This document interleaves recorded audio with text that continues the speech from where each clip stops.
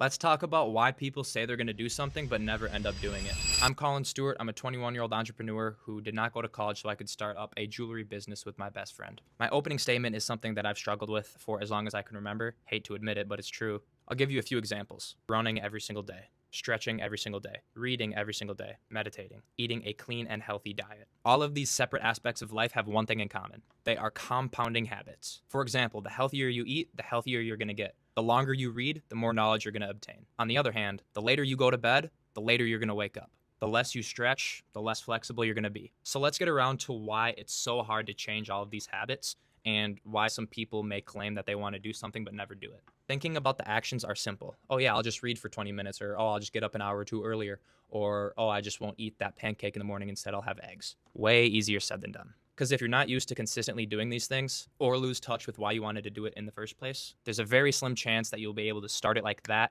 and continue growing it. I hope where I'm going is making sense. I'm no expert on this topic, but I have some very good experience on both ends of the spectrum. There were points in my life where I was getting up at 6 a.m., running 5 miles every single day, going to the gym every single day, eating nothing but good, healthy food, fruits, vegetables, proteins, meats, whatever it was. And there's also been times where I couldn't get up before 10 a.m., or couldn't stop going to Culver's or McDonald's. I can get way deeper into my personal experiences with this, but I'll continue moving forward. Not only is it hard to start doing it if you've never really consistently done it, but if you're going on a good path for a while and something happens in your life, it can throw you off big time. Whether it's a health complication, or it's a change in living situation, maybe you lose a loved one, or maybe your motivation for why you wanted to do it in the first place starts slipping away. And what's even worse is when it happens subconsciously. The difference between the people who stay aligned with it and slowly dwindle away from it is consistency. Consistency in thought process. Consistency in action. Consistency in remembering why you wanted it.